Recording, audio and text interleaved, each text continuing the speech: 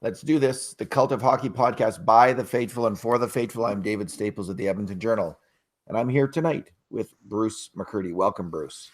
Hey, David. So we're here tonight on another horrible Oilers loss, 5-2 this time, never really in the game. And it's a game that will be remembered as the game that absolutely set off Ken Hitchcock, the Oilers coach. He ripped into the team.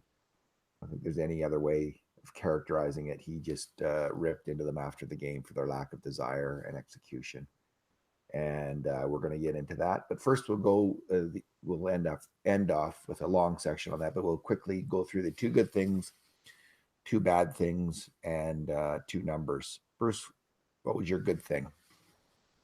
I'm going to go with Brad Malone. That's my good thing tonight. And I tweeted this late in the third period. I said, as far as I'm concerned, Brad Malone has been the most dangerous Oiler on the ice tonight.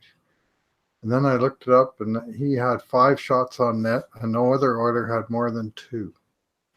Now, this is Brad Malone, fourth line center replacement player called up from the minor leagues. Played 13 minutes tonight and probably deserved to play that much because he was one of the players who was really giving her and leaving it out there tonight. And by reflection, that doesn't look good on a bunch of other players. But Brad Malone himself, he was strong. He took the puck hard to the net.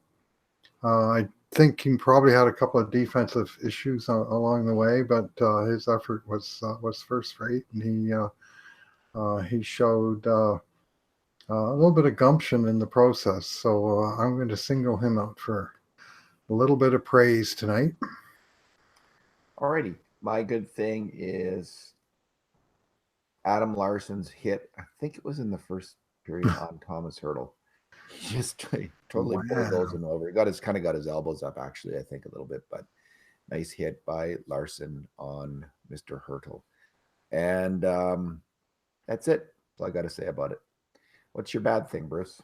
Well, I'm going to switch gears a little bit and leave you both of the other peccadillos of the one player. My bad thing is the Oilers' performance on home ice. And this will sound like a broken record now, but they've now lost their last 6 straight games on home ice, scoring 12 goals, allowing 26, and being hopelessly out of almost every game. Of the 6, the only one that they even got close was the game against Detroit, where it was 3-1. The Oilers pulled their goalie, and they actually got one to make it 3-2. But they were never really in that game, which they trailed by 2 goals for most of the game.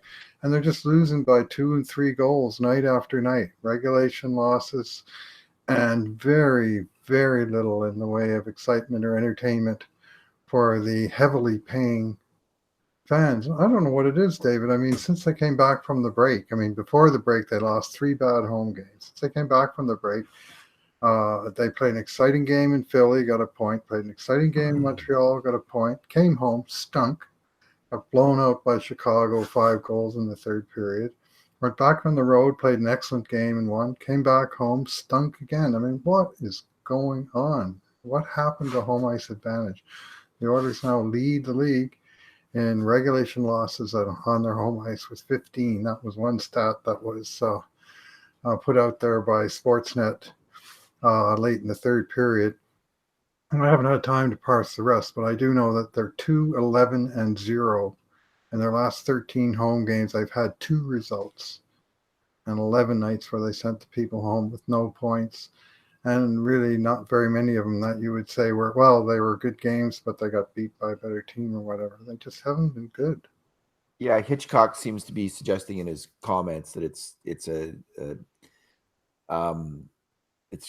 team at home that kind of does what it wants, which is to go on the attack and not defend very hard. And he talked about trading chances with San Jose, and you just can't do that with a team of San Jose's skill, which points to my major issue with the Oilers, is a lack of skill on this team.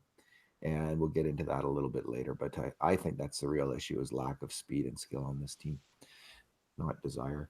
All right, my bad things, Bruce. I know Leon Draisaitl is just getting an absolute crap kicking knocked the hell out of him on Twitter tonight. But he's got it coming. Yeah. He was. We are both fans of this player. We have been right from the start. I mean, other people have been less enthusiastic. They wanted, every time a major trade suggestion comes up, they throw Draisaitl in there. Both you and I have really liked this player, but tonight highlighted why I think some people are down on this player a little bit. And there can be now and then kind of a lack of effort in the defensive zone, or just moments in the game where he just kind of loses interest. He goes full Frank Mahovlich, I guess. The first, of course, was the terrible the dum back check. That guy. Oh God. Terrible back check. Yeah, that was weak. And then, but even the one that got my goat, and I think got Hitchcock's goat even more, was the bad line change. Mm-hmm. McDavid and Chason failed to get it deep. They just, that's again just poor execution. They just can't get it deep. But Draisaitl peels off meanwhile for a line change, and he's just going in slow motion, dragging his butt back to the bench. And this leads to a 4-on-2 rush from San Jose and another goal by Mr. LeBanc. I think it was LeBanc on that one, and pretty safe gas anyway. Yeah, so he got a hat trick. 60% chance of being right. He just, the bad line change, Bruce. Oh man, I hate that. I hate that. That game reminded me. I know you do too. It reminded me a lot of Taylor Hall's foibles with the Oilers. Taylor Hall was such a fantastic attacking hockey player, but he too would have those moments on defense where it's like the weak back check or the slow line change, and just like you're a leader on the team, man. Mm-hmm. You are the leader, or one of the leaders on this team. You're one of the highest paid players. You really only have to, like in your job. I know it's you don't just have to concentrate 20 minutes a day on your job, but there are these heightened 20 minutes when you are on the ice where you are asked to perform and not have mental lapses and to have focus. And I think that this drives Oilers fans crazy, because we have seen this before with really talented players. Sam Gagner, case in point, just never got it through his head how to play defensive hockey and to get rid of those lapses from his game. And we don't see it that much from Draisaitl. And the good news is we see absolutely bullish and dominating defensive play from him now and then as well. So I'm not saying he's in Sam Gagner's category as a defensive player, not in the least, but he was tonight, and that was brutal. And this was a game the Oilers absolutely had to win. I mean, they got to win them. They got to win 2 out of 3, wow. Right? You just can't make those plays. You got to show up to play every night, and then you got to hope you win 2 out of 3 or 3 out of 5 or whatever. But if you only show up for 3 out of 5, you're not going to win all the games you show up for. You got to be there and fighting hard every night. And I got some sympathy for the guys doing the heavy lifting, especially when they play, a heavy schedule like they've been playing. But it's just not acceptable to have guys falling asleep at the switch like Draisaitl really did on both of those goals. I had singled out that play. It was going to be my bad thing before we even talked, but you'd already picked it out, and I guess everybody on Twitter has too, which is... And the coach. The coach. The coach. Everybody, probably Draisaitl himself is thinking, what the hell was I thinking? I hope he's thinking that. I'm sure he is. No, he wasn't really feeling it tonight, and it was bad news. And, yeah. So, what's your number, Bruce? My number is I had a number. You go ahead. My number is 12, which is Bakersfield's current winning streak, and this Bakersfield team. Let me just find the stats here. Just a second ago. Right. Oh, here we go. Bruce, I think they need an airlift. From Bakersfield. This team has won 12 games in a row. I don't know why Caleb Jones isn't on the Oilers right now. Brandon Manning. I got 9 defensemen. Brandon Manning can't play, and Gravel hangs in there, but Caleb Jones has got to be up here. He's got 19 points in 28 games down there. He's +9. Second he went back down there, they started winning. No, he's not a top 4 demon in the NHL, but he certainly is a bottom pairing one, and he can move the puck. Like, they have these guys that just can't make a play, and then they get deked. So they're supposed to be defensive specialists, but they're not doing that either. Send Manning down tomorrow. Call up Caleb Jones. Call up, so some people will say, well, if you call up Tyler Benson, that's too soon. I don't know. I think the rule for calling players up is when they dominate in the NHL or AHL. And Benson now has 38 points in 46 games. And even if it's just like a cup of coffee, 5 games, like just call up a high skill line from the AHL. Call up Benson, Cooper Marody, and Yamamoto. And just see what they could do. Or if you don't want to call up Yamamoto because he's not done well here, and he does only have 10 points in 17 games in Bakersfield, call up Gambardella and Marody and Benson tomorrow, and all those guys will lift the skill level of the Oilers. And you can sit guys who, sit Lucic, sit Reeder, sit Brodziak, and we're not going to miss them. We're not. Ain't going to miss those players in the lineup, I can assure you. And maybe, just maybe, the Oilers can compete better in games with more skill in that lineup. And certainly Caleb Jones, bring him up. And if Sekera is healthy, bring him up. And if not him, Ethan Bear or Lagesson. Get a new third pairing and get a new third line. So your objective here is to break up the Condors. Yep. Break them up. You can send them, when the Oilers don't make the playoffs, you can send them down for the playoff run. Oh, okay. I got you. Yeah. They got Spooner. I mean, and you could send Brodziak down there. Maybe he'd be an okay AHL player. You can send these guys, except for Lucic, down to the minors. Reeder might be okay in the AHL. I mean, Manning and Petrovic might be okay in the AHL. I like Lucic's game tonight. I'm tired of it. I'm tired of his game. He's just one of these. The Oilers are too slow. No, I got that part. And yeah, I haven't minded his game either, Bruce. Like, honest, like he's okay as a fourth liner, I guess. You already have Zach Cassidy, and then you have Kara, right? Like, you have too many big slow guys. I'm sorry to say. Did you give a number?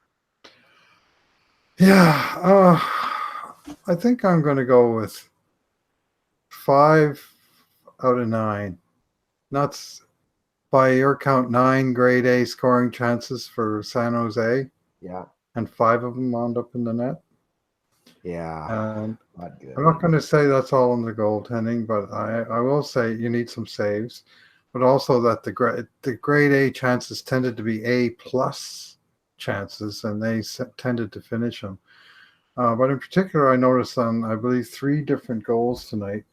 Probably the last 3 goals where the San Jose guy in the slot held the puck for an extra second, and then Talbot reacted to him, and then the guy went short side and beat him on the short side all 3 times, where he pulled off the post, and he's been doing that a fair bit, pulling off the post, and then they just delay a bit and then go generally upstairs and beat him on that side. And now, again, this game wasn't lost at the goaltending level, but it wasn't close, and that was part of the reason. It certainly wasn't won for the Oilers there, and I forgot to. One of those chances was a grade B chance. I thought the one where LeBanc kind of shot from the high slot. Oh yeah, he should have had that. I mean, you expect your the one that hit Gravel, or no, one of the other 2. It was the 4th goal where Draisaitl with the bad line change, and it was a 4-on-2, and it was a borderline A chance, grade A chance. But it was far enough out there, and he had a clear sight line on the puck. You expect the goalie to make that save. And that was one where I fault Talbot on it. And, you just hope your goalie can make stops on grade A shots. There was, of course, the Kane goal where he charges into the slot. That's a lost cause. But and one deflection off the defenseman and found a hole, and that's a little bit luck. Yeah.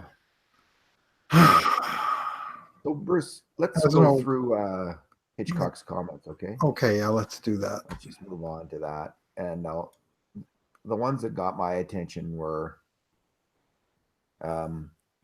Hitchcock says, when you put skill in ahead of work, you get burnt. And there's too much of that going on. So that's one of them. And So too much skill? You put skill in ahead of work. Yeah, I gotcha. Okay. The other one is so he's asked specifically about Draisaitl's play. And he said it's a symptom of something much bigger. To me, it's priorities and it's what's important. I mean, look at the fifth goal. It was a change goal. We just dribbling, went to the bench, turned it over in the neutral zone, and just walked to the bench and changed. Just can't be acceptable. I think that was actually the fourth. The fourth goal, yeah. And then, that was so bad because even as he dribbled to the bench, the guy coming out to replace him, who I'm pretty sure was Lucic. Sorry about that. I don't know what the hell that is.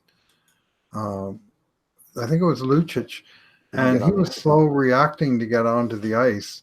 But it turned out that the guy that walked up that side had nothing to do with the goal anyway. They scored it from the other side of the ice, but the optics were horrible. Yeah. Hitchcock goes on to say, at this time of year, the coaches can't want it more than the players. That is number one. At the end of the day, it's going to be decided whether we want to play the right way because it's successful or whether we just want to do our thing. And to me, today was a game we just wanted to do our thing and paid for it dearly. That was the when you question I go back to the old Orville Tessier. Remember? Right. 18 heart transplants. Yes. Now I remember it well. 83 playoffs. He didn't go that far. But he's heading in that territory. He was only like blue line to the red line away from saying that. And this is getting into whether this is a helpful comment or not, and where Hitchcock is with this team and where he isn't with it. And I follow Premier League soccer, and my favorite team is Manchester United, and they fired coach Jose Mourinho this year. And he was making these kind of comments just before he got fired, constantly, these bitter comments about his team, not trying, not working hard enough, blah, blah, blah. And I'm not saying the Oilers need another coaching change here. Well, it sure worked for Man United. Ole Gunnar Solskjaer, or however you pronounce his name, came on, and they're like undefeated in 11 games, I think. That's not going to happen if the Oilers change their coach. No. They've done that, been there, done that, got the T-shirt. But it did speak to me, like with Marino, he was clear things weren't going well in the player. And this just strikes me as like, it just screams things are really going bad. And they're kind of going bad between the coach and the players. That's what this comment says to me, I guess. And, whether you want to, there's obviously some truth to this, but I think the greater truth is the Oilers lack speed and they lack skill. And you can have all the try in the world, and if you don't have speed and skill in the NHL, you're just going to get whipped quite often. So that's why I'm calling for the Bakersfield airlift. I think, although maybe you just want, I don't know. I know you don't want to rush the players, but I don't think, Marodi's 22. He's ready to go. Gambardella's 25. Jones has had a full year down there. I don't think it's rushing them. I just think it's like moving out players who can't play anymore and bringing in maybe guys who can and seeing what happens. What did you think of his comments, Bruce? Well, I'm looking at this other one. He says, how many times did we lose board battles in the offensive zone where we had size advantage and they walked right off the boards and ended up exiting? That's just flat determination. Just happens too many times. That is work. This is a second and third effort league, and it's a league of discipline, especially between the blue lines. When you do what we do, and to me, this is typical of what's gone on in 4 of the last 6 games, especially at home, with the ones I singled out earlier. Yep. At the end, the players have to reach a point where they're just sick of it. For me personally, it's really irritating, clearly.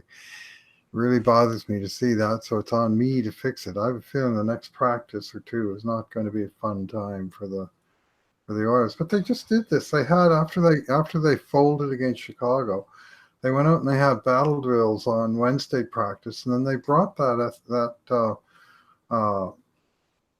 some of that to the game in Minnesota on Thursday. I thought their work rate in that game was excellent. They Bruce, really battled hard. And then tonight, well, you get one in off the shin pads, and then Draisaitl goes to sleep. It's certainly a league where it's hard to score goals. So if you get down, it's very demoralizing. But again, I just think it's particularly demoralizing for the Oilers because they don't have that offensive firepower to come back in a game. And get rid of these players who can't score. Get rid of Brodziak. Get rid of Reeder now. Why are they still on the team? So if I was Hitchcock and if I was the devil's advocate I would say, what are you doing playing Brandon Manning? What are you doing sending Caleb Jones to the minors? Like, get some players who can make a pass, make a play. Why don't you give Cooper Marody a try? He's getting a point a game in the minor leagues. He's a young guy who can play some hockey. Trust, he wants to, he's this defensive grind game. Maybe he's right. Maybe it's just crazy to go with younger players, but the older players sure as heck aren't getting it done. And I would move on from them now. Well, here's a different stat for you. In the last 4 games, the Oilers have scored 11 goals. And both Connor McDavid and Leon Draisaitl have been on the ice for 10 of the 11 goals. So with those 2 guys on the bench, the Oilers scored 1 goal in 4 games. Jason's been really slow and not doing much either lately. So, I think he can play on your 4th line right now or your 3rd line. But, man, get some players who can move the puck and make plays. Would it really be too horrible to try Tyler Benson in your top 6 in the next little while? Jason's not the guy I would have promoted tonight when Ratty got hurt. And I'll give a kudo to Ty Ratty, who went down to block a shot on Tuesday night against Chicago, left the ice in pain, finished that game, missed the next day's practice, and here it is 4 days later, and he blocked a shot. I'm certain it was in the exact same space. The way he went down, he left his left leg kind of exposed to the back, and the shot took him right on the knob on the ankle. It looked like both times. Can you imagine how much that would hurt when you already had probably a wicked bruise from the previous one? You could just see him going down the tunnel. Oh, I like that player too. I think he's a good hockey. Yeah. He's a decent hockey player with some skill. But anytime he gets it going on where his game is coming around like it has been, something happens to him. He hasn't had much very good luck. Have you heard if he's out? I would be surprised if he's not, but they do have 3 days off now before they play another game. So 3 days of misery. At least they can. Then they go down east and they play Pittsburgh, Carolina, and another pretty good team, Islanders. Yeah. But they're road games, so maybe they'll play well. Jeez. Meanwhile, St. Louis is trucking on up in the standings, Mm-hmm. and the Oilers are now 4 points out of a playoff spot.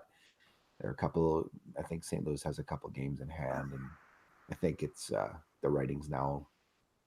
I don't know. Well, they have 1 2-game winning streak in the last 25 games. Exactly, Bruce. Yeah. So again, why not? Why not shake it up? Why not bring in 5 players from Bakersfield tomorrow and send 5 players down? That's what I would like to see. That's what I'm hoping to see. You're keeping your peace on that. I just don't think it's. I don't think it's apt to happen. Wishful thinking, but yeah, I don't think it's likely to happen to that extreme. Desperate people, desperate times call for desperate measures. So, all right, let's leave it there, Bruce. And again, if you're listening to this podcast on iTunes, feel free to give us a review and rate the podcast, rate the Cult of Hockey podcast for us. Thank you. Sweet. All right. Thanks, Bruce. Thanks for talking tonight. Thanks for listening, everyone. And in the meantime, and in between times, this has been another edition of the Cult of Hockey podcast.